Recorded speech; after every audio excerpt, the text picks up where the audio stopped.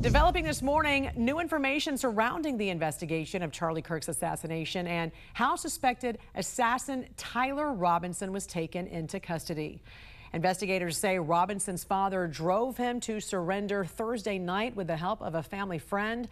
That friend alerted a retired detective who called Washington County Sheriff Nate Brooksby.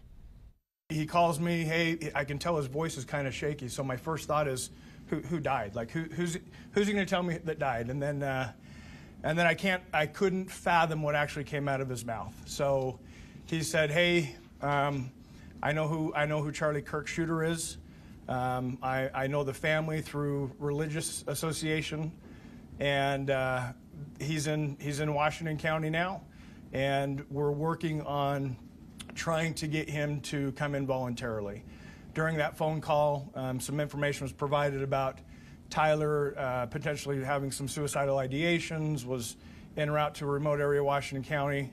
The parents convinced him not to do that. My friend drove Tyler and his parents to my office, where he was greeted by plainclothes detectives. So that was part of the deal. Is Tyler knew it was just inevitable with all the law enforcement pressure that his picture in the news, the gun on the news. He knew it was inevitable that he would be caught. Prosecutors will seek the death penalty against Robinson, who is facing 7 felony charges, including aggravated murder. Investigators say they have mounting evidence against Robinson, including DNA and ballistics. His family says the past few years he had become very angry and hateful against Christians and Christian principles, with a far-left political ideology that his transgender boyfriend also promoted. From the nation's capital, this is the National News Desk, America's News Now. I'm Dee Dee Gatton, and the suspect in the assassination of Charlie Kirk appeared virtually from the Utah County Jail today. Tyler Robinson is facing these 7 charges, and prosecutors are pursuing the death penalty. Let's go straight to the National News Desk. Brian Schnee in Salt Lake City with us tonight. Brian, any late developments on when or if we may see federal charges?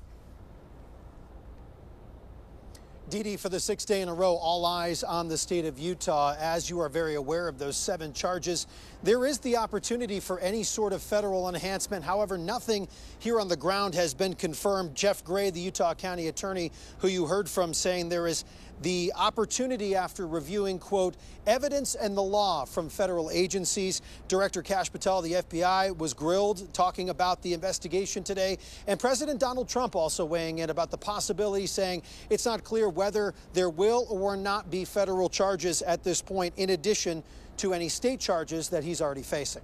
Yeah, the DA received that question earlier, didn't provide a concrete answer, but a lot of time spent, Brian, on that text exchange, which was included in the charging documents.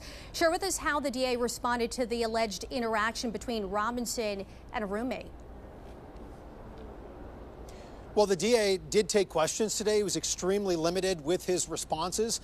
That included fielding questions about the text messages. When asked directly if they are confession in any way, he replied that the judge will determine if that is the case at a possible trial. But while the DA, Jeff Gray, did take some of those questions into account, he did not elaborate further beyond the 10-page charging document, which he shared publicly today in a court filing.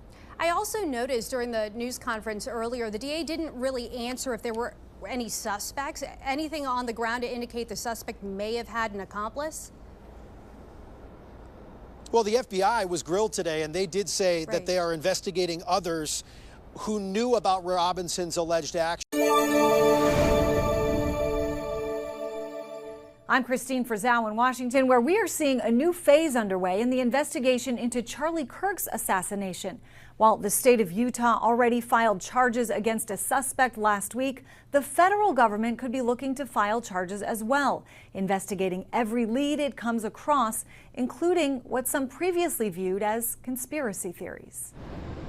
At the FBI, a quote, thorough and exhaustive investigation is now underway into the assassination of conservative activist Charlie Kirk. Could you state your name?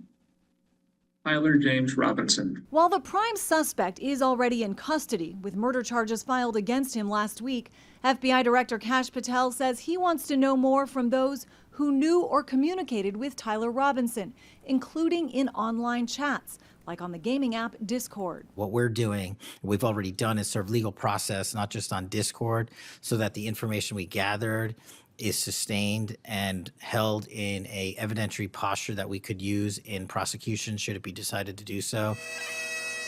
On the same day as Kirk's memorial service, FBI Director Patel vowing to meticulously investigate theories and questions, including the possibility of accomplices and hand gestures observed as potential signals near Charlie at the time of his assassination. Videos like this, from seconds before Kirk was shot, spreading like wildfire on social media. The FBI director saying he's looking into it. A somewhat unprecedented statement to make about an ongoing investigation by Patel, who early in the case wrongly posted about a suspect being in custody when they had the wrong guy. The state case already involves the potential for the death penalty, and now the Department of Justice may seek the same. Legal experts say as the case carries on, federal prosecutors will be far more focused on the suspect's intent. Was he wanting to kill Charlie Kirk because of religious beliefs? Was it a hate crime based on religion? Was it based on antagonism towards his First Amendment rights to speak out to those students at that Utah campus? Answers may come from those who communicated with the suspect in the days before and after the shooting, as questions pour in about whether anyone may have aided and abetted him in any way. I'm Christine Frizzell reporting.